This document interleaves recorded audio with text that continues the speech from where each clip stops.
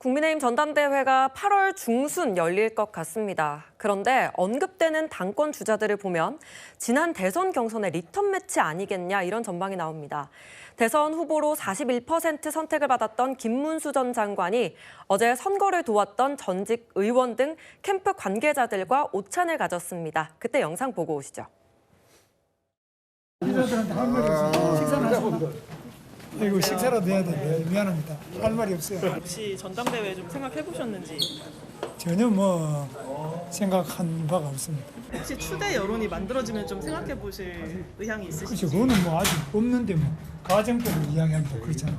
지명하신 김용태 위원장님이 개혁안 가지고 당에서 조금 내용이 있으시잖아요. 잠깐 대변인들이 잠깐 말씀드릴게요. 지명하신 김용태 비대위원장이 계속해서 아니, 당 그거 이따가 혁신을 말씀드릴게요. 발생하고 계신데 어떻게 보셨어요? 그래서 뭐 잘하기를 바랍니다. 말을 좀 많이 아끼는 모습이죠. 전당대회에 대한 생각을 물어보니까 전혀 생각한 바가 없다, 강하게 이야기를 했고 추대론에 대해서 물어보니까 가정적으로 이야기하기 좀 그렇다라고 했습니다. 홍 전 의원님, 네. 궁금한 거는 정말 나올 것 같은지 안 나오는지 이 부분이거든요. 뭐 정치인은 살아있는 생물이기 때문에 뭐 가변성이 많겠습니다만은 일단은 지금 김문수 후보의 어떤 본인 생각은 나오실 생각은 없는 것 같습니다. 없어 그런데 보입니까? 네. 그런데 주변에서는 제가 뭐 탐문해 본 결과 많은 분들이 네. 당을 개혁하고 혁신하기 위해서는 이제 김문수 후보께서 나갔어야 된다고 많이 좀 권유를 좀 하고 있는 상황입니다. 그렇기 때문에 앞으로 상황은 어떻게 될지 모르겠습니다. 그리고 김문수 후보 같은 경우도 분명히 지금 아쉽게 패배는 했지만 당이 좀 똑바로 서야 된다는 목소리는 계속 내고 계시기 때문에 예.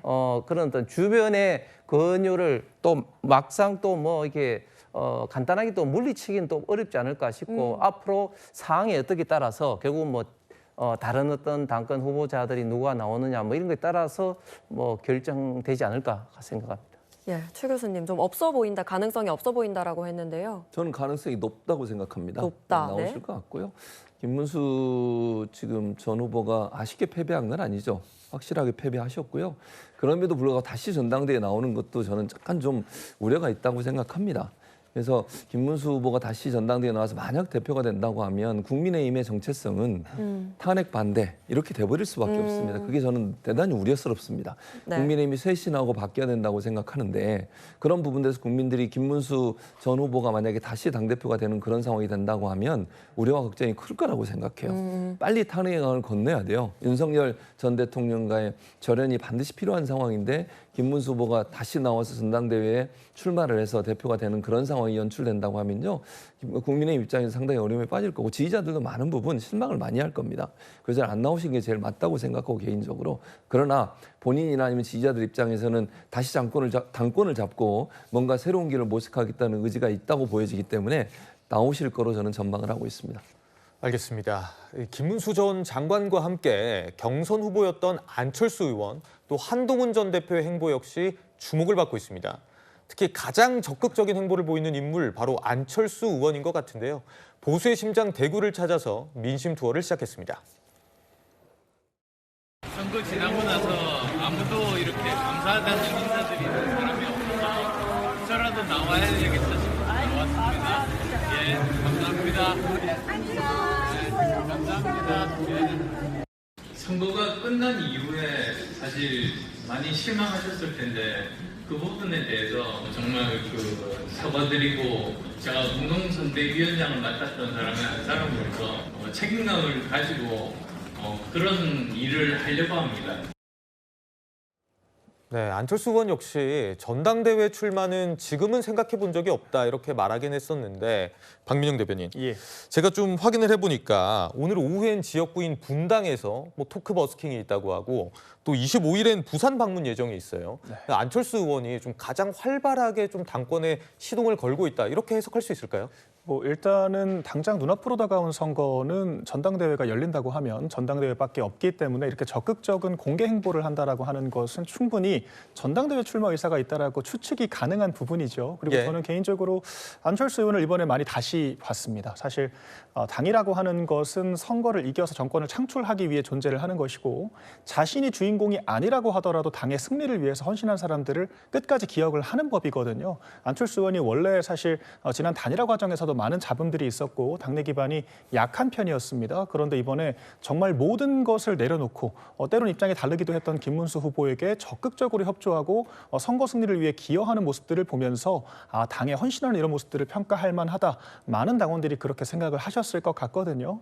반대로 한동훈 전 대표가 딱 안철수 의원만큼만 협조를 했더라면 한동훈 전 대표에 대한 평가도 많이 달라졌을 거라고 생각을 합니다. 그래서 당원들은 이제 그런 모습들 조금 더 당이 잘 되기 위해서 당을 사랑하는 마음을 가지고 당을 이끌 만한 리더를 바라기 때문에 지금의 안철수 의원의 여러 행보들은 제 생각에 많은 당원들께 소구가 될 것 같다. 이렇게 평가를 하고 있습니다. 한동훈 전 대표는 사실 공개 행보에 나서진 않고 있지만 SNS로 활발하게 지지자들이랑 소통하면서 정치적 메시지를 내고 있습니다.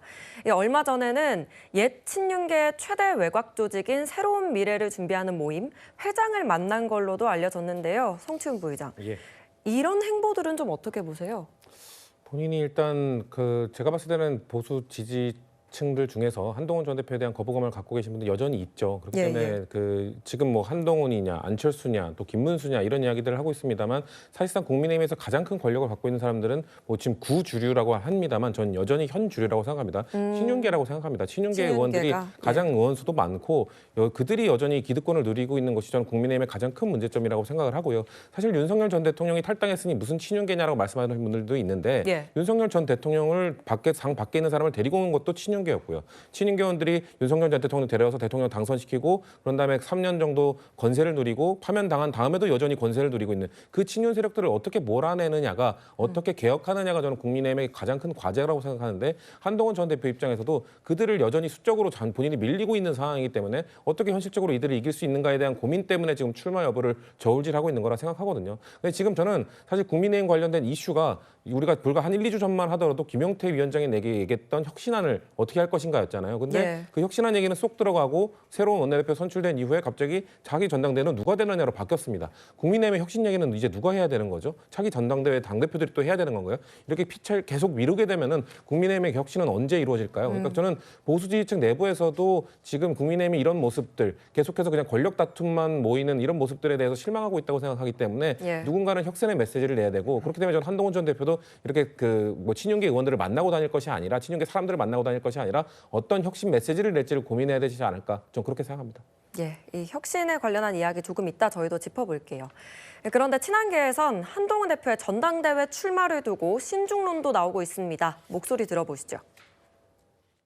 지금 굉장히 복잡해졌습니다. 여러 의견들이 5대5라고 봤는데 요즘은 주변에서 출마하지 마라는 이야기들을 많이 하는 것 같아요. 한동훈이라는 사람의 지금 뭐 차기 보수의 리더로서 가장 적합한 사람으로서는 1위로 나오지만 우리 당내에 있는 지금 우리 의원들의 그런 분위기라든지 이런 부분들이 아직까지 많이 과거에서 벗어나지 못한다는 느낌을 주고 있다 보니까 한동훈 전 대표가 나와서 이런 어려운 당을 이끌어 나가는 것이 얼마나 힘들까.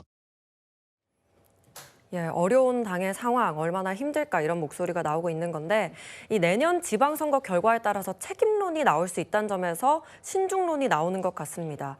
그리고 저희 이번 주에 나왔던 당대표 적임 관련한 여론조사를 살펴보면 김문수 전 장관이 20.3%, 한동훈 전 대표가 16.3% 이렇게 나와서요. 오차 범위 내 접전이었습니다. 홍 전 의원님, 다시 한 번 더 여쭙자면 한동훈 전 대표는 도전할 가능성 얼마나 봅니까? 저는 상대적으로 좀 도전할 가능성은 좀 적다고 봅니다.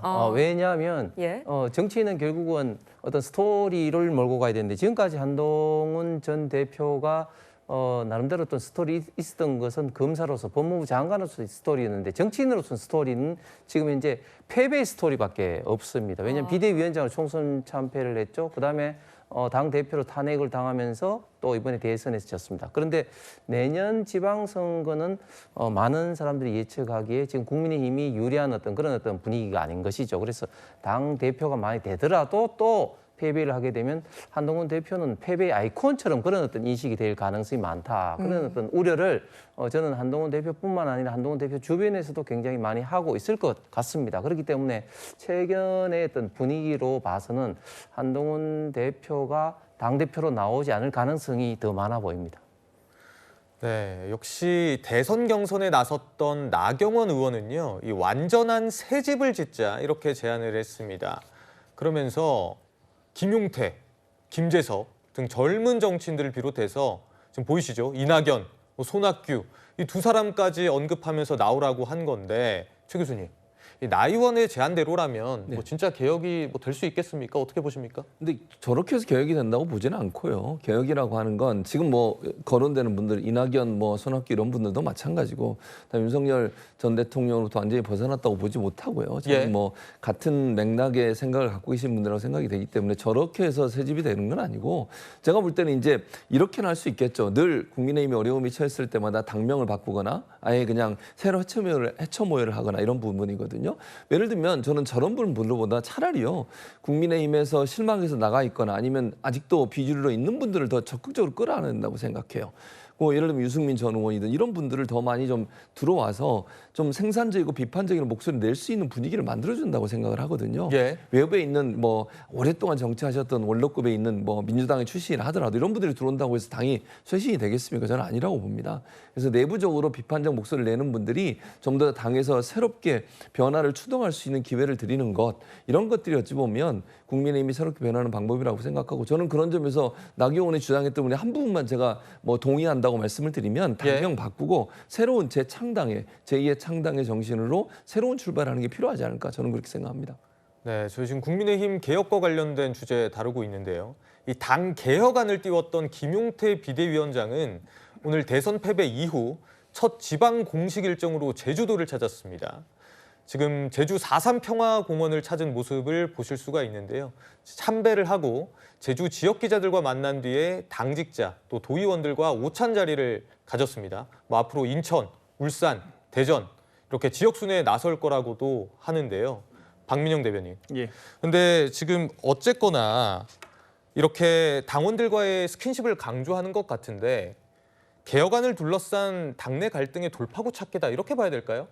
저는 개인적으로 김용태 비대위원장이 오히려 좀 구태 문법을 반복하고 있다라고 생각을 합니다. 그러니까 개혁을 뭐 해야 되는 것 맞죠. 그런데 우리가 좀 반대로 과연 이재명 대통령은 민주당을 개혁해서 정권을 잡았는가라고 반문을 해볼 수가 있을 것 같거든요. 민주당에서도 선거 2번을 연달아 대패를 하고 나서 뭐 혁신위를 출범시키고 박지원 비대위원장을 뭐 이제 만들고 그런 식의 행보를 했습니다만 결과적으로 86세대 청산하고 운동권들 나가야 한다라고 했던 박지원 비대위원장이 튕겨져 나갔거든요. 오히려 혁신을 한 것이 아니라 이재명 대통령에 대한 체포동의안이 가결됐지만 그 영장이 기각이 되면서 그때부터 약간 신격화된 그런 그 단일 대우의 대열이 갖춰질 수가 있었던 겁니다. 결과적으로 이 대통령제에서 정당이라고 하는 것은 시스템으로 이렇게 무수한 욕망들을 절충한다라고 하는 것은 저는 굉장히 관념적인 주장이라고 생각을 하고요. 결국에는 강력한 리더십을 가지고 좀 중재자, 관리자 역할을 할 수 있는 그런 리더십, 구심점이 나타나는 것이 더 중요하다라고 보기 때문에 우리가 그런 과정을 밟는 것이 맞다라고 생각을 합니다. 이 안타까운 것이 김용태 비대위원장 얘기하는 뭐 상향식 공천 이런 것들도 그냥 과거에 다 했던 얘기들이에요. 그리고 우리가 뭐 여론조사를 통해서 국민들이 뽑는다라고 말은 하지만 결과적으로 인지도와 금권 선거가 될 수밖에 없다라고 하는 부작용도 있는 거거든요. 그렇기 때문에 저희가 특정 개혁안을 가지고 뭐 반개혁, 친개혁 이런 식의 구분짓기를 하는 것 자체가 굉장히 당내 자해적이라고 저는 생각을 하고요. 전당대회가 열린다라고 하면 전당대회를 통해서 우리 당의 강력한 리더십을 발휘할 수 있는 새로운 구심점을 마련하는 것이 적합한 해결 방식이 아닌가 싶습니다.